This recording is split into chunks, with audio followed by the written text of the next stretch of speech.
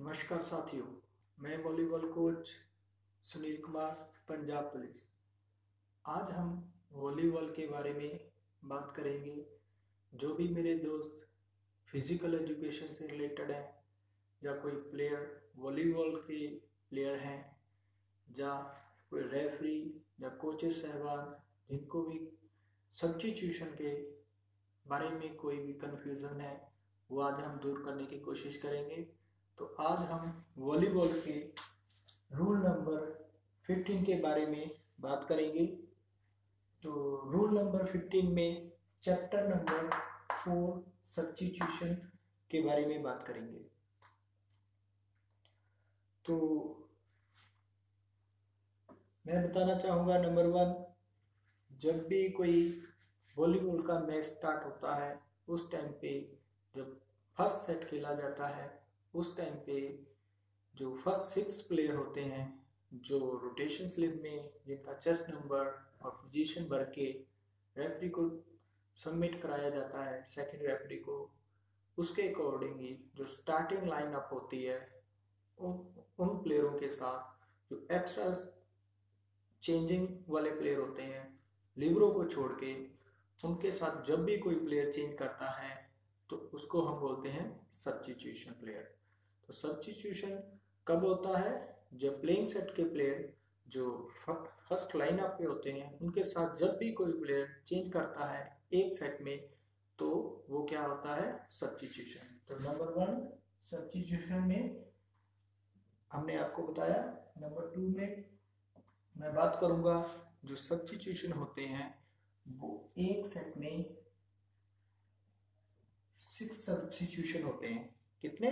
6। तो यहाँ पे मैं एक बात और बताना चाहूँगा, जब भी कोई प्लेयर सब्स्टिट्यूशन होता है लिबरो को छोड़ के, तब इसमें एक सेट में जो प्लेयर एक बार किसी प्लेयर के साथ सब्स्टिट्यूशन हो गया वो दोबारा उसी सेट में और प्लेयर के साथ सब्स्टिट्यूशन नहीं होगा। हाँ, नेक्स्ट सेट में मान लो फर्स्ट सेट खत्म हो गया है, next set second set start है, तो उसमें हम प्लेयर को चेंज कर सकते हैं फर्स्ट सब्स्टिट्यूशन के दौरान। मान लीजिए ये हमारा फर्स्ट सेट चल रहा है, इसमें हमने 5 नंबर जो हमारा प्लेयर है, चेस्ट नंबर 5 है, वो प्लेइंग कोर्ट में है, उसको हमने चेंज करना है कितने नंबर? 6 नंबर के साथ। तो इसको हम बाहर लेके आएंगे और इसको अंदर लेके जाएंगे। तो यहाँ पे प्लेइंग एरिया में मान लो 7 नंबर प्लेयर चल रहा है, तो ये 5 नंबर बाहर आ गया, तो दोबारा हम इसको 5 को 7 के साथ चेंज नहीं कर सकते, 5 को जो 6 अंदर गया है उसके साथ ही चेंज कर सकते हैं। तो ये बात मैं क्लियर करनी चाहता था।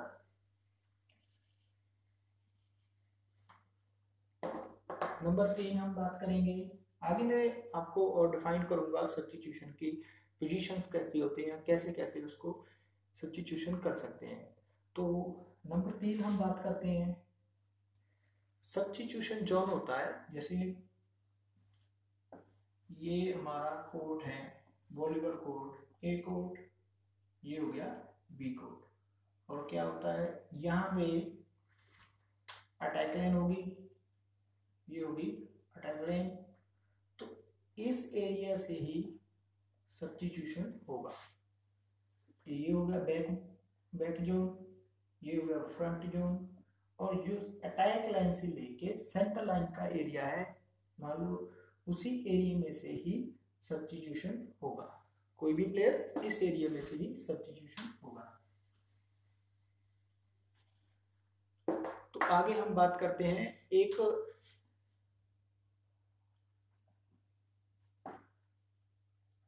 एक्सेप्शनल सब्स्टिट्यूशन होता है। उसके बारे में क्या होता है कि जब भी कोई टीम के 6 सब्स्टिट्यूशन पूरे हो जाएं तो उसके बाद किसी प्लेयर को चोट लग जाए, कोई इंजर्ड हो जाए, तो उस टाइम पे भी रेफरी के साथ कंसीडर करके हम एक सब्स्टिट्यूशन की मांग कर सकते हैं। तो अगर उस टाइम पे जो सब्स्टिट्यूशन मिलेगा उसको बोलेंगे एक्सेप्शनल सब्स्टिट्यूशन। तो ये सब्स्टिट्यूशन मिलने के बाद उस प्लेयर्स के साथ ये सब्स्टिट्यूशन होगा जो एक्स्ट्रा बाहर एक्स्ट्रा प्लेयर्स में है। और इसकी एक बात और है, जब भी कोई इंजर्ड प्लेयर होता है वो बाहर जाता है, उसकी जगह मान लीजिए यहाँ पे जो इंजर्ड प्लेयर है वो 5 नंबर था, ये सब्स्टिट्यूशन टीम के पूरे हैं, लेकिन ये इंजर्ड हो गया ऑन प्ले, तो ये बाहर आ रहा है, तो इसकी जगह 7 नंबर जो हम सब्स्टिट्यूशन कर रहे हैं। तो यहाँ पे सेम सेट के दौरान अगर 5 नंबर चेस्ट नंबर बोले कि मैं तो अब सेट सही हूँ, अब मुझे चोट की कोई प्रॉब्लम नहीं है, तो मैं दोबारा सेट में जाना चाहता हूँ, तो ये ऐसा वहां पे नहीं होगा, तो वहां पे सिर्फ 7 number he on playing set में खेलेगा।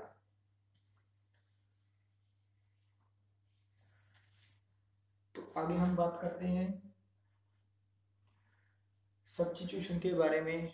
जैसे मान लीजिए हमारे 5 सब्स्टिट्यूशन हो गए, कितने? 5, एक सब्स्टिट्यूशन हमारा बाकी है। मान लीजिए 6 नंबर जो किट है उसका सब्स्टिट्यूशन अभी बाकी है, और जो 6 नंबर प्लेयर है इसका सब्स्टिट्यूशन अभी बाकी है, लेकिन इसको ऑन प्ले कार्ड मिल गया, रेफरी की तरफ से इसको वार्निंग कार्ड मिल गया। तो क्या होगा उस टाइम पे, जो हमारे कोच हैं वो 6 नंबर की जगह जो भी इसका सब्स्टिट्यूशन है उसके साथ इसका सब्स्टिट्यूशन करेंगे। क्यों करेंगे? इन केस इसका सब्स्टिट्यूशन ना हुआ और इसको दोबारा सेकेंड टाइम कोई कार्ड मिल गया वार्निंग कार्ड के, ये मैच के बाहर हो गया, तो क्या होगा, जो ये टीम है ये अनकम्प्लीट घोषित की जाएगी। जब टीम अनकम्प्लीट घोषित की जाती है तो उस समय में टीम को वो सेट छोड़ना पड़ता है, मतलब वो सेट हार जाएगी। तो इसलिए इसका सब्स्टिट्यूशन कोच उसी टाइम पे ही करेगा जब इसको फर्स्ट कार्ड मिलेगा, जब फर्स्ट इसको वार्निंग मिलेगी या पेनल्टी मिलेगी। नंबर 5 हम बात करेंगे, जब टीम के 6 सब्स्टिट्यूशन पूरे हो जाते हैं तो उसके बाद अगर किसी प्लेयर को ऑन प्लेइंग कोर्ट में कोई प्लेयर को कार्ड मिल जाता है, ठीक है, मान लो किसी टीम के 6 सब्स्टिट्यूशन पूरे हो गए, उसके बाद टीम के प्लेयर्स को कार्ड मिल गया, तो वो अनकम्प्लीट टीम होने के कारण वो सेट को हार जाएगी। अगर वो सेट मान लीजिए 5th सेट चल रहा है, 4 सेट पूरे हो गए, 5th सेट चल रहा है, सब्स्टिट्यूशन पूरे हैं 6, तो उसके बाद उस टाइम पे किसी प्लेयर को कोई कार्ड मिल गया और वो मैच से बाहर हो गया, तो उसी टाइम पे पूरी टीम मैच लूज कर जाएगी। तो क्या पूरी टीम मैच लूज कर जाएगी। तो इसलिए 6 सब्स्टिट्यूशन होने के बाद अगर कोई ऐसा होता है तो पूरी टीम मैच लूज कर जाएगी। तो उसके बाद नेक्स्ट हम 6 नंबर पॉइंट के बारे में बात करते हैं। जब भी किसी खिलाड़ी को कोई रेड कार्ड मिलता है, मान लो एक फर्स्ट सेट में एक रेड कार्ड मिल गया, तो वो उस मैच से बाहर हो सकता है। उसी दौरान अगर पूरी टीम को कोई रेड कार्ड मिल जाता है या उसको कोई पेनल्टी मिल जाती है ऐसी, तो वो पूरी टीम पूरा मैच हार सकती है, तो उसको पूरा मैच छोड़ना पड़ सकता है। तो आगे हम बात करते हैं, जैसे सेकंड रेफरी जब भी कोई रैली स्टार्ट होती है उस टाइम पे रैली खत्म होने के दौरान सेकंड रेफरी से टीम कैप्टन, टीम कोच या टीम असिस्टेंट कोच अपील करके या बजर बजा के, बेल बजा के सब्स्टिट्यूशन की अपील कर सकते हैं। तो उस टाइम पे सेकंड रेफरी ही सब्स्टिट्यूशन करेगा।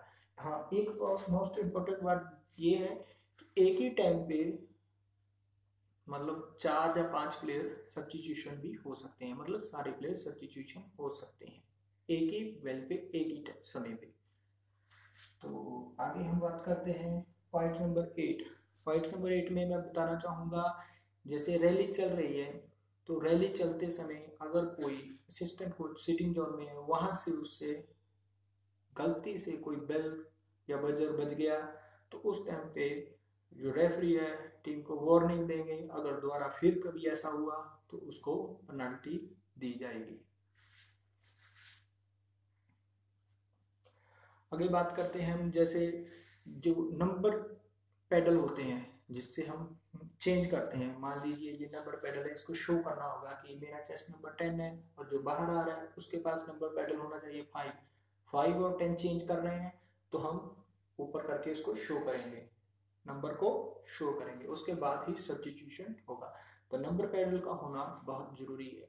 अगर आप वॉलीबॉल के डेकोरम को बढ़ाना चाहते हैं, उसको और अच्छे से वॉलीबॉल को चाहते हैं कि ये एक बढ़िया गेम के सामने आए उभर के, तो उसके लिए हमको जो इसकी बेसिक रिक्वायरमेंट है उसको पूरा करना जरूरी है। तो इसके लिए नंबर पैडल का भी होना बहुत जरूरी है।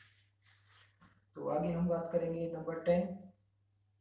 नंबर 10 में मैं बताना चाहूँगा जो सब्स्टिट्यूशन होते हैं, जैसे प्लेयर्स के 6 सब्स्टिट्यूशन होते हैं, तो प्लेयर्स 6 सब्स्टिट्यूशन कैसे होंगे। तो अभी नंबर 10 को मैं ऊपर लेके जाता हूँ। यहाँ पे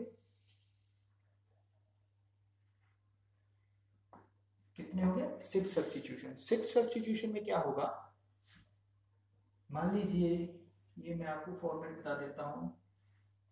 स्कोर शीट में इसका बेरवा वैसे दर्ज होगा, इसके बारे में सब कुछ लिखा होता है। मान लीजिए ये हो गए पॉइंट्स का, यहाँ पे क्या होंगे पॉइंट्स, और यहाँ पे क्या होगा 1 2 3 4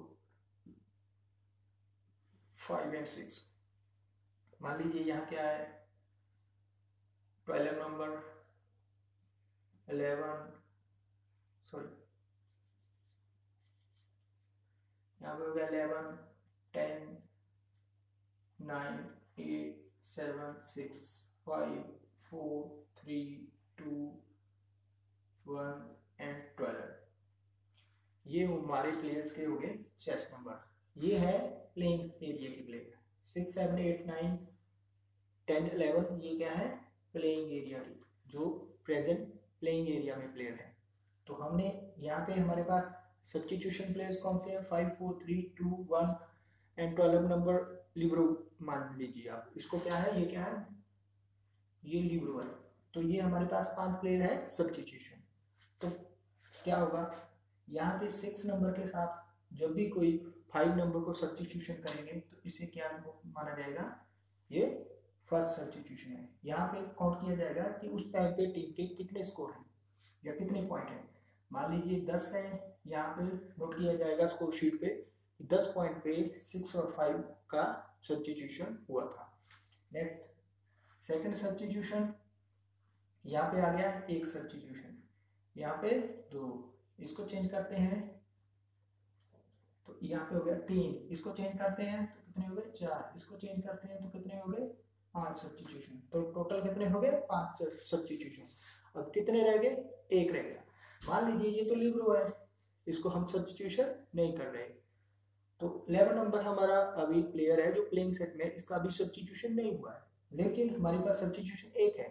हमने क्या किया, दोबारा यहीं पे यहाँ पे क्या इन प्लेयरों में से किसी भी प्लेयर का एक का सब्स्टिट्यूशन हमने और कर लिया। मान लो 6 नंबर नीचे आया था, इसको 5 की जगह दोबारा अंदर कर लिया, तो 6 नंबर नीचे आया था, बाहर आया था 5 अंदर था प्लेइंग में, तो इसको 6 को दोबारा अंदर कर लिया, तो कितने हो गए, ये सब्स्टिट्यूशन हो गए 2।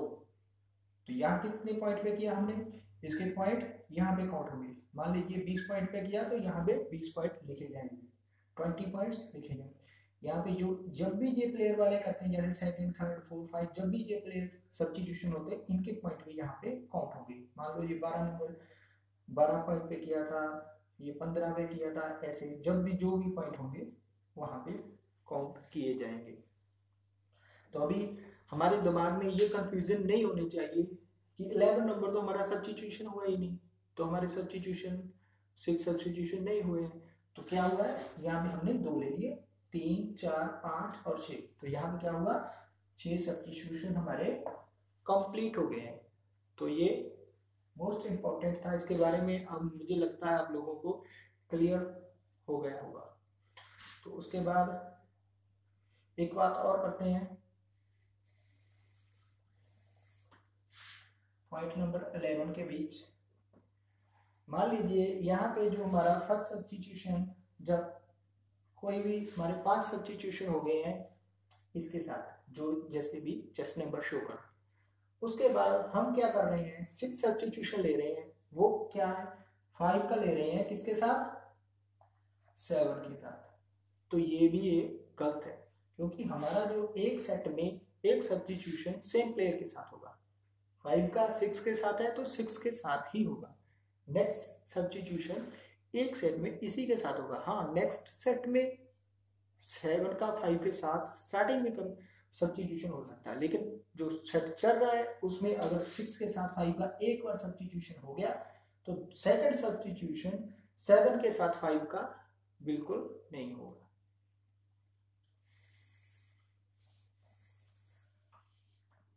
ये कंफ्यूजन बहुत सारे लोगों को रहती है, लेकिन इसका क्लियर करना बहुत जरूरी था, इसलिए मैंने आपको यहाँ पे पूरा डायग्राम बना के आपको इसके बारे में बताया है।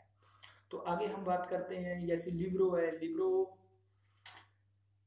किसी भी प्लेयर के साथ सब्स्टिट्यूशन नहीं करेगा, क्योंकि लिब्रो फ्री जोन में रहता है, तो वहां से लिब्रो जोन से बार बार अपनी कोर्ट में एंट्री करेगा। जैसे ये मान लो बी कोर्ट है, ये अटैक लाइन है, ये सेंटर लाइन है, और ये सर्विस लाइन।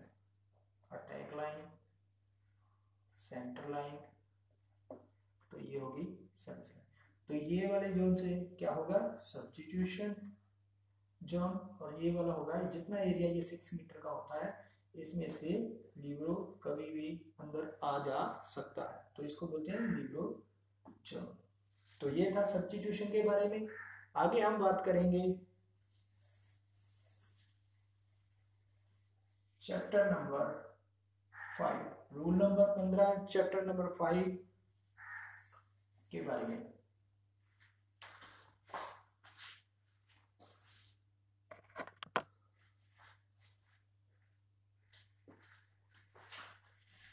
अभी हम बात करते हैं आगे chapter number 5, rule number 15, chapter number 5। तो इसके बारे में बताना चाहता हूँ, ये होता है टाइम आउट। तो टाइम आउट से पहले मैं बात करना चाहता हूँ चैप्टर नंबर 4 के सब्स्टिट्यूशन के बारे में। अगर कोई टीम गलत सब्स्टिट्यूशन कर लेती है और रेफरी को उसके बारे में नहीं पता चलता, तो उस टाइम पे टीम को पेनल्टी लग सकती है। तो वो पेनल्टी कैसी होगी मैं आपके साथ अभी फॉर एग्जांपल शेयर करना चाहता हूँ। मान लीजिए ए टीम ने गलत सब्स्टिट्यूशन कर लिया, 6 सब्स्टिट्यूशन उसके पूरे हो गए, उसके बाद उसने गलती से एक और सब्स्टिट्यूशन पूरा कर लिया। तो यहाँ पे ये होगी टैकलेंस, ये होगी बी टीम। ए टीम ने जिस टाइम पे ए टीम ने गलत सब्स्टिट्यूशन किया, उस टाइम पे ए टीम के पॉइंट थे 10 और बी टीम के पॉइंट थे 15। तो यहाँ पे इसने कंटिन्यू सब्स्टिट्यूशन करने के बाद 5 पॉइंट और प्लस कर लिए, तो इसके टोटल पॉइंट यहाँ पे कितने हो गए 15। तो यहाँ पे क्या होगा, इस टाइम पे भी किसी भी ऑफिशियल रेफरी को पता लग गया, जब पता चल गया कि ये इसके ने गलती से ऐसे सब्स्टिट्यूशन किया था, तो कब किया था वहां से लेके अब तक इसके जो पॉइंट प्लस किए हैं वो माइनस किए जाएंगे। तो यहाँ पे इसके कितने पॉइंट हो गए 10, और इसी प्ले के दौरान इस टीम के भी आगे 3 प्लस पॉइंट हो गए, तो इसके कितने हो गए 18। तो यहाँ पे इस टीम के 18 पॉइंट ही काउंट किए जाएंगे। तो ये सब्स्टिट्यूशन का एक पार्ट था जो मैं आपके साथ शेयर करना चाहता था। तो अभी हम बात कर रहे हैं चैप्टर नंबर 5 के बारे में। तो चैप्टर नंबर 5 में टाइम आउट के बारे में बताया गया है। तो नंबर 1 बात करते हैं टाइम आउट के बारे में। तो नंबर 1 है कि जो टाइम आउट होता है, एक टीम ए टीम या बी टीम एक सेट में 2 टाइम आउट, कितने 2 टाइम आउट्स ले सकती है। तो ये इसका टाइम जो होता है, टाइम आउट्स का जो ड्यूरेशन होती है वो कितनी होती है 30 सेकेंड की, कितनी 30 सेकेंड। तो उसके बाद एक ए टीम और बी टीम एक ही समय पे, जैसे मान लीजिए ए टीम ने 30 सेकेंड का टाइम आउट लिया हुआ है तो उसी दौरान रैली स्टार्टिंग नहीं हुई है तो ये और 30 सेकंड का टाइम आउट प्लस नहीं कर सकते। तो उससे पहले हमें एक रैली चलानी जरूरी होती है जो चलनी बहुत ही जरूरी है। तो उसके बाद ही हम next time out second time out ले सकते हैं। तो नंबर 1, नंबर 2, नंबर 3 है। अगर कोई भी टीम ने, जैसे मान लीजिए कि कोई टीम है, ए टीम ने टाइम आउट 2 टाइम आउट उसने अपने पूरे कर लिए, तो उसके बाद जो सेकंड रेफरी होता है वो ए टीम के कोच को रिमाइंडर कराएगा कि सर आपके 2 टाइम आउट कंप्लीट हो चुके हैं तो अब आप नेक्स्ट टाइम आउट नहीं ले सकते। तो जब भी किसी टीम के 2 टाइम आउट एक सेट में कंप्लीट हो जाते हैं तो उसके बाद वो टाइम आउट नहीं ले सकती। तो नंबर 4 हम बात करते हैं, जो जब भी कभी सब्स्टिट्यूशन होता है, प्लेयर सब्स्टिट्यूशन होता है, तो उस टाइम पे भी प्ले को, रैली को रोका जा सकता है। तो सब्स्टिट्यूशन करने के लिए ही रैली को हम रोक सकते हैं, उसको भी एक टाइम आउट में ही काउंट कर सकते हैं। लेकिन उसके बाद हम बात करते हैं टेक्निकल टाइम आउट की। जो टेक्निकल टाइम आउट होता है वो क्या होता है? Technical time out. तो टेक्निकल टाइम आउट के बारे में बात मैं करता हूँ, उससे पहले थोड़ा सा बताना चाहता हूँ कि जब भी कोई टाइम आउट किसी भी टीम का कभी भी लिया जाता है तो उस समय पे स्कोर शीट पे वहाँ पे नोट होगा टाइम आउट प्लस पॉइंट, कौन सी टीम ने कौन से पॉइंट पे टाइम आउट लिया था। तो उसके बाद हम बात करते हैं टेक्निकल टाइम आउट की। तो टेक्निकल टाइम आउट में मैं बताना चाहता हूँ, जब भी किसी टीम के एक सेट में 2 जो टाइम आउट है वो कंप्लीट हो चुके हैं और किसी प्लेयर को इंजर हो गया है या हिलनेस है या कोई और प्रॉब्लम आ रही है, तो उस टाइम पे सेकंड रेफरी के साथ आप रिक्वेस्ट कर सकते हो उसको टेक्निकल टाइम आउट की।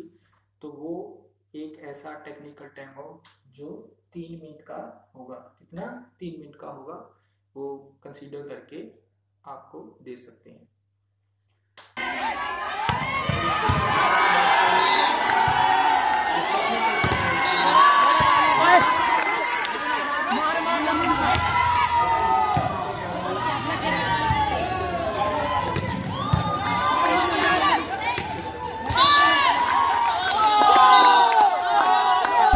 हत्थां विच फड़ी जो तेरे आशलारूआं दी सू सुंघदी, शीशे पूरे काले ते नंबर नागणी, तेरे एरिए च फिरे मस्टैंग घुमदी, शीशे पूरे काले ते टेक्निकल टाइम आउट है। इसमें जो हम बात कर रहे थे इसको हम ऑफिशियल टाइम आउट में मान सकते हैं, ये ऑफिशियल टाइम आउट होता है। और टेक्निकल टाइम आउट के बारे में बात कर रहा हूँ तो आगे मैं बताना चाहूँगा। जो टेक्निकल टाइम आउट होता है, जैसे कोई भी टीम जो ऑफिशियल टूर्नामेंट होते हैं, इंटरनेशनल लेवल पे टूर्नामेंट होते हैं, वो 5 सेट के ही टूर्नामेंट मतलब प्ले किए जाते हैं। तो उस समय पे क्या होता है, एक जो टेक्निकल टाइम आउट होता है वो फर्स्ट 8 पॉइंट्स पे होगा, दोनों टीमों के लिए फर्स्ट 8 पॉइंट्स पे होगा। उसके बाद जो सेकंड होगा, जो फर्स्ट होगा टेक्निकल टाइम आउट वो 8 पॉइंट्स पे, जो सेकंड होगा वो नेक्स्ट जिस भी टीम के 16 पॉइंट हो जाएंगे वो उस टाइम पे टेक्निकल टाइम आउट मिलेगा। तो ऐसे ये कब तक मिलेगा? अगर टीम 4th सेट खेलते हैं, उस 4th सेट के दौरान ही ये टेक्निकल टाइम आउट मिलेंगे। अगर टीम का 5th सेट कंटिन्यू हो जाता है तो उस टाइम पे ये टेक्निकल टाइम आउट नहीं मिलेगा। क्यों? क्योंकि जब भी 5th सेट लगता है किसी टीम का, तो जब भी किसी टीम के 8 पॉइंट हो जाएंगे तो कोड क्या होगा? चेंज होगा। जो कोड चेंज होगा, जो उस टाइम पे टाइम मिलेगा उसको हम टेक्निकल टाइम आउट में यूज कर सकते हैं। तो उसमें 16 पे इसलिए नहीं मिलता क्योंकि जो 5th सेट होता है ये 15 का ही होता है, तो इसलिए ये टाइम आउट 5th सेट में नहीं दिया जाता। तो उसके बाद मैं बताना चाहता हूँ यहाँ पे ये टेक्निकल टाइम आउट 8 पॉइंट या 16 पॉइंट पे क्यों दिया जाता है। क्योंकि जो इंडोर स्टेडियम होते हैं या इंडोर कोर्ट होते हैं उनमें जब भी मैच होते हैं प्लेयर्स की जर्सी में थोड़ा पसीना आने से, गर्मी आने से, तो वहाँ में कोर्ट में उसकी सफाई करने के लिए ये पॉइंट टाइम आउट काउंट किया जाता है। तो आगे हम अगर इसको आउटडोर में यूज़ करना चाहते हैं तो वहाँ भी हम इसको कर सकते हैं। उसमें क्या होता है कि कोर्ट को थोड़ा पानी की ज़रूरत होती है या उसको लाइनिंग मार्किंग की ज़रूरत होती है, तो इसमें ये टाइम आउट की आवश्यकता पड़ती है। तो आज हमारा जो चैप्टर था वो रूल नंबर 15 पे था और चैप्टर नंबर 4 और 5 दोनों कंप्लीट हो गए हैं। तो आई होप आपको ये जो कन्फ्यूज़न थी टाइम आउट के बारे में या सब्स्टिट्यूशन के बारे में ये क्लियर होगी। तो इसके साथ ही नमस्कार साथियों।